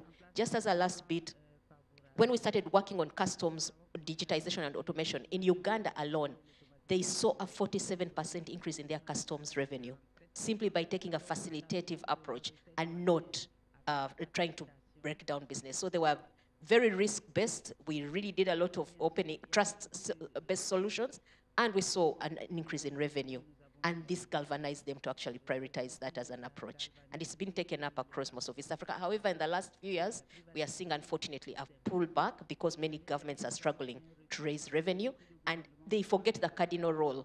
The cardinal rule is that if you tighten, business is going to stop. But if you facilitate, business will happen, because after all, there are people trading whether or not you facilitate them. So that's the message you want to put out. It's really a political one, but there's also a technical aspect to it. Thank you. Please go ahead. Sure. Yeah, I think our goal will be the same, but my standpoint is a bit different because our primary customer are the manufacturers and distributors, and we do our best to improve their efficiency, profitability, and so on. But in regards to the like the tax system or the revenue mobilization topic, basically what we hear from the customer, number one, is about the efficiency. And after implementing our system, after automating the VAT payment, often the case they really appreciate the reduction of the time that they need to spend for the tax declarations and tax calculations. That's a kind of huge work. And at the same time, some customers drop by and calling us because they want to reduce some cost of buying the expensive devices. And instead of buying the devices, they want to digitize it in a cheaper way. In that aspect, the efficiency is becoming a critical part. And that's what we are doing our work. And in the aspect, I think the goal might be the same, goal should be the same. And I think wider range of the collaboration would be really much appreciated and expected. In that context, our tax automation effort is not necessarily 100% successful in any of the countries. In some of the digital system that were introduced, some part of the minor things are not matching with the business environment on the field, and that results in the new digitized system is not working perfectly. And possibly we may need to raise the hands, give more feedback to the tax authorities, or we may further, we may need to have further collaboration in fixing those nitty-gritties. What is going to happen in the next 5 to 10 years? The AI development is one of the things, and behind that, the important thing is the connectivity across the system, banking system, tax system, etc., etc. So that part, the wider ranges of the collaboration and conversation would becoming a key, in my view. Yeah, thank you very much. Just maybe from my side, I think tax revenues being so important for Africa specifically, to get out of the situation that it is in general, that we really need to put lots of investment into tax authorities, into their infrastructure, into the people, into the technology, so that they can do, the level of collections that are expected across the continent. And it certainly isn't cheap. If you're trying to catch the big guys who are being tax avoidance and not compliant, then you need to have significant tools and significant capacity to make sure that you're one step ahead of them. So we have to equip the tax authorities, in my view, very, very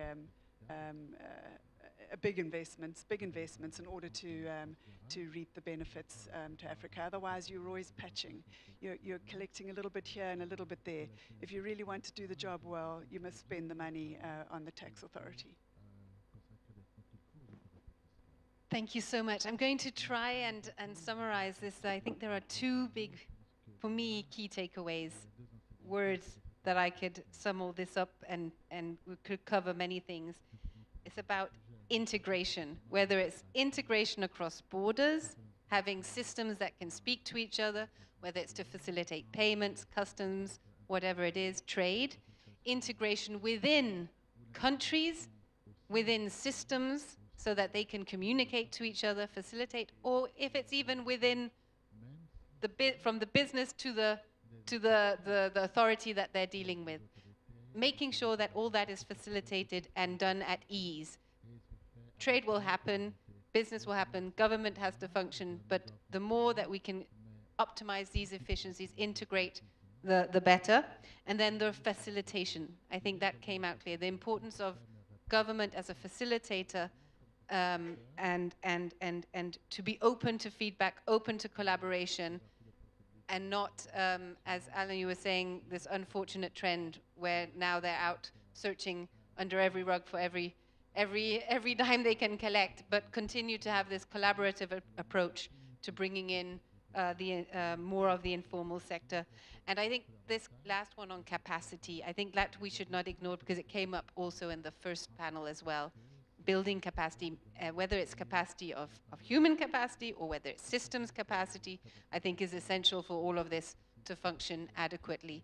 And I want to thank you all immensely for joining us today, sharing your perspectives, and also, despite the late hour, we do apologize, but thank you so much. So please, audience, let's give a loud